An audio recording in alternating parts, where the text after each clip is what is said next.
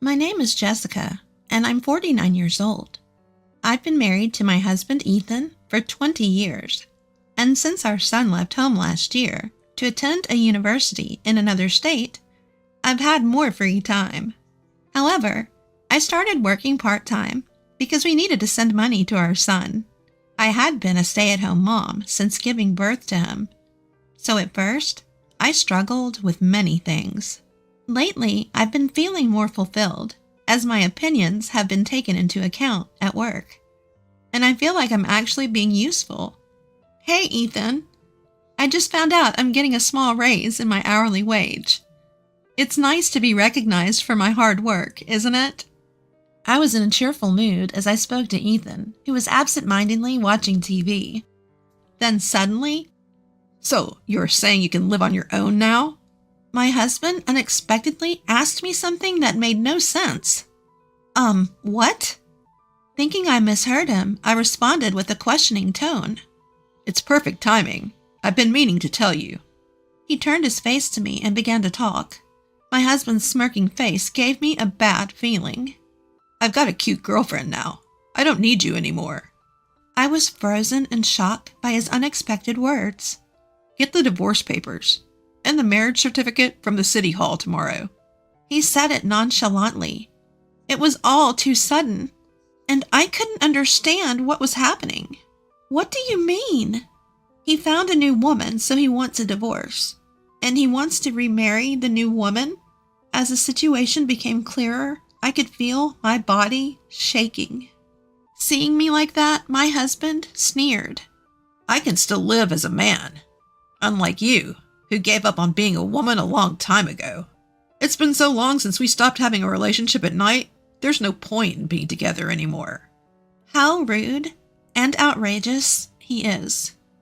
It's true that we haven't had a marital relationship for a long time, but it's not because I gave up on being a woman. On the contrary, I don't want to feel attracted to a middle-aged man in his 50s with extra weight. Angry and somehow amused, I burst out laughing. I'm tired, busy, it's a hassle. You were the one who kept avoiding me with those excuses. Now suddenly you want to live as a man? That's hilarious. Then my husband's face turned grim. "What's so funny? Don't mess with me, old lady." He showered me with harsh, vulgar words. Then, leaning back with his arms crossed, Ashley is so different. She's head over heels for me, calling me the best boyfriend ever. Look at you, excited about a tiny pay raise. How pathetic." Ethan started boasting about Ashley, his apparent affair partner, and looked down on me. Ashley. Her name. Ashley. Ashley. You are annoying. Then Ethan proudly talked about Ashley's background.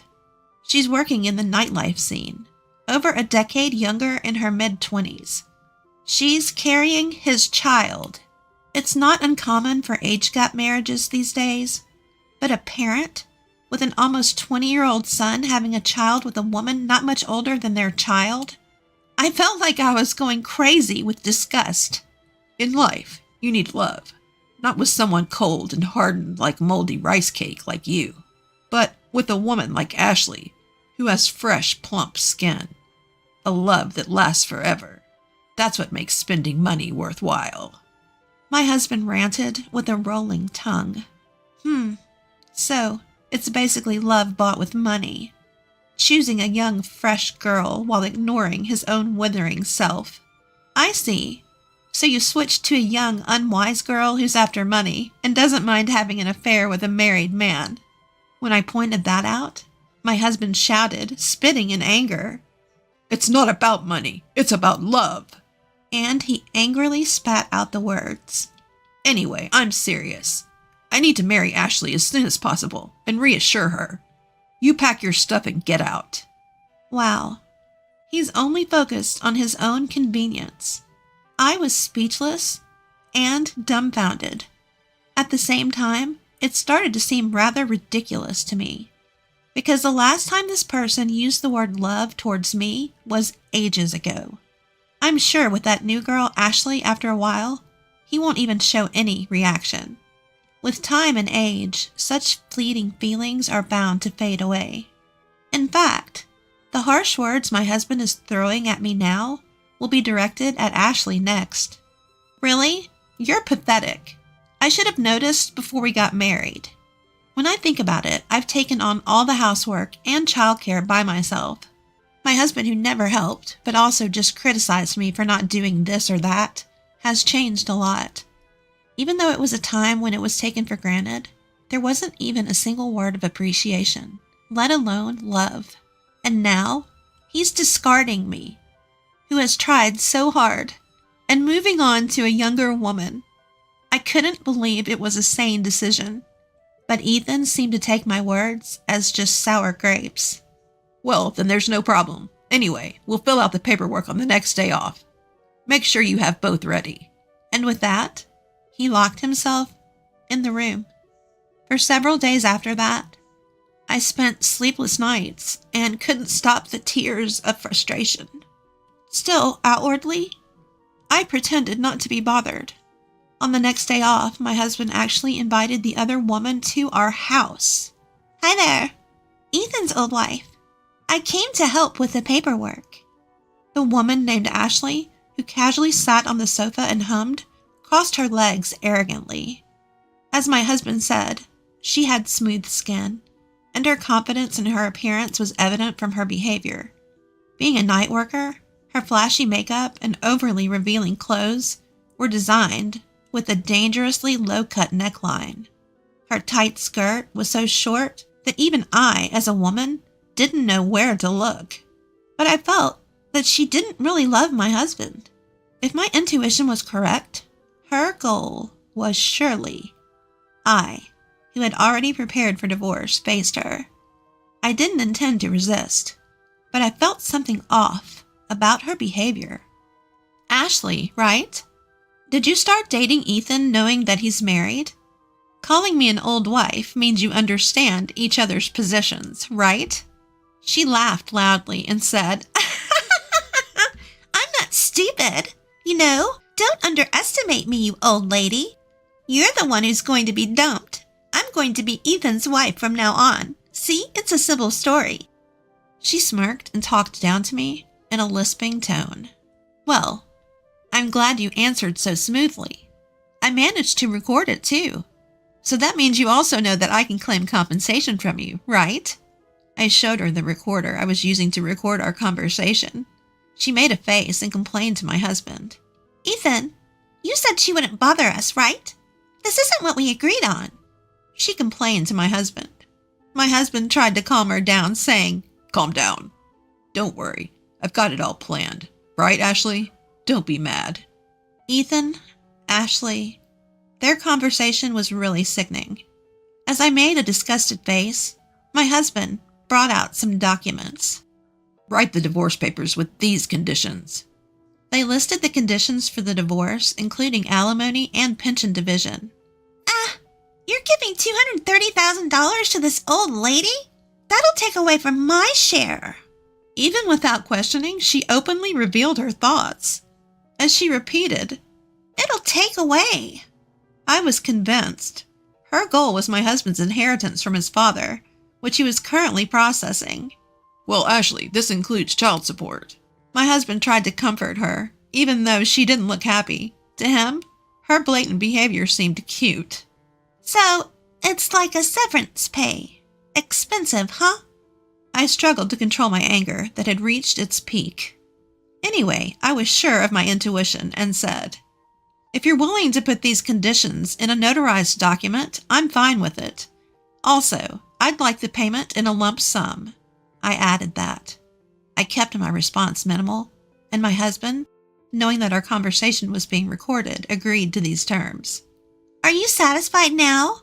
While I was talking to my husband, that woman had been bored and urged us to finish the divorce papers. Old lady, make sure to leave by the end of the month, okay? I'm canceling my current place. Once the notarized document is ready, I'll submit the divorce papers. I'll leave as soon as that's done. As I replied, she grumbled with dissatisfaction and reluctantly left. Eventually, the notarized document was finalized, and my husband and I divorced. Then, as if she had been waiting for it, that woman came to kick me out. "Come on, hurry up and leave, don't dawdle." She laughed and seemed to be enjoying herself. "I just submitted our marriage registration. Now I'm Ethan's wife. This wonderful house is all mine." Reluctantly, I handed her the keys to the front door. Before leaving, I wanted to confirm something and asked, "Isn't Ethan the same age as your parents? If you call me an old lady, since he's older than me, he is an old man. Why did you choose him as your marriage partner?" I asked. Her answer was exactly what I expected. "Ethan is a division manager at a top-tier company. This house is a recently renovated property near the station. It's a stylish single-family home, and I'll change the furniture to suit my taste." She was daydreaming. "Ethan will treat me like a princess. He's not handsome and is an old man, but he said he'd buy me anything I want. My future is secure with this." She smirked with satisfaction, as if to mock me. "I hope everything goes as you wish." With a sigh, I left the house I had lived in for many years. I moved to a dormitory at a certain university. I was hired as a live-in dormitory mother, which is quite rare these days. Actually, before that, I had been working part-time at a company cafeteria. When I explained my situation and my desire to start a new life alone in a distant place, my boss, who appreciated my work, helped me find this opportunity. I gratefully accepted the job at the dormitory, which had just become vacant due to an employee's retirement. I'm so glad I got my nutritionist certification. The rent and utilities are super cheap. Though I don't have much free time to go out, it's a comfortable and fun workplace. About 3 months into this new life, I received a phone call from my ex-husband. "Mom is in bad shape. Can you help with her care?" How could he say such a thing? "We are strangers now. It's your young wife's responsibility to take care of her." When I pointed out the obvious, he said, "Ashley is pregnant. Mom has dementia and throws things, so it's dangerous." He said, "So it's okay for her to throw things at me." That's some twisted logic, but I flatly refused. "Don't call me anymore. We have nothing to do with each other." I pushed him away with forceful words.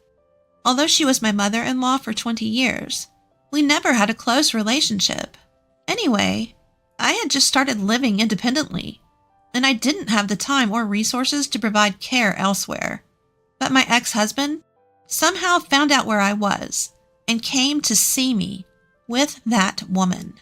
"If you can't help, at least return the money we paid as consolation." What a ridiculous demand. I don't think I'm obligated to do that, do you? As I pushed him away coldly, that woman glared at me fiercely. "You knew and tricked us. There's no inheritance, and we're drowning in debt."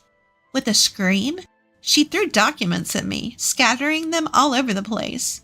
"I didn't trick anyone. You just assumed Ethan had property on your own." I shrugged my shoulders on purpose. Yes, when I was handling my late father-in-law's inheritance, I found out that he had a large amount of debt. If that were the only issue, we could have just disclaimed the inheritance. However, Ethan had already canceled his father's mobile phone contract and sold the household items and valuables for cash before the procedure. There's a law that says you can't disclaim an inheritance if you've touched the property before the procedure, and that's exactly what happened. As a result, the debt fell directly on Ethan and that woman.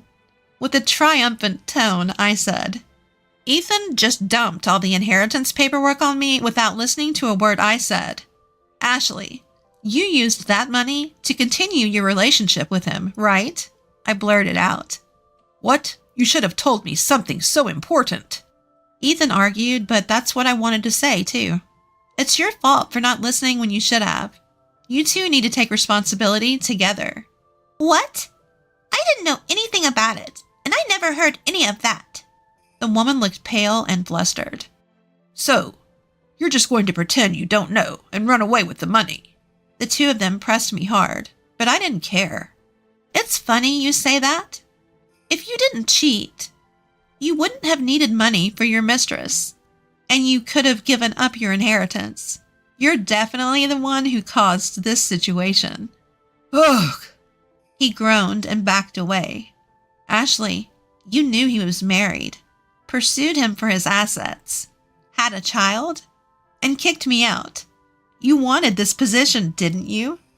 I lectured the girl who was old enough to be my daughter. "If I knew this would happen, I wouldn't want this old man at all." There was more for me to say. "Do you remember the notarized documents from our divorce? I received alimony, pension division, and child support from Ethan. But besides that, I can also claim alimony from you." "What? You're saying $230,000 isn't enough? You're so greedy!" She shouted in disbelief and insulted me. "I would have forgotten about it if you left me alone, but you come up with nonsense like demanding I take care of his mother or return the alimony I received. I can't take it anymore." I told her I had a recording of our divorce negotiations and was serious about claiming alimony. She ran away without looking back. As I watched her go, I turned to Ethan, who was still standing there. How can she run like that when she's in her last trimester? Is she really pregnant? And where's the love now that she's run away? At my question, Ethan gasped. "I was wrong. Please come back." He begged with teary eyes, looking aged all at once. "No way. Please leave." "Jessica." My ex-husband sobbed, and as pitiful as he was, he didn't deserve any mercy considering his past actions. Later, just as I expected, the woman disappeared, leaving only a divorce notification behind. It seems her pregnancy was a lie, too. My ex-husband was left to handle his debt and care for his mother alone, and he withered away from stress and overwork. As for me, I found my calling as dorm mother for kids the same age as my son, and people have been telling me I look younger lately. From now on, I'll live honestly without arrogance or scheming. Everyone, please be careful when getting a divorce.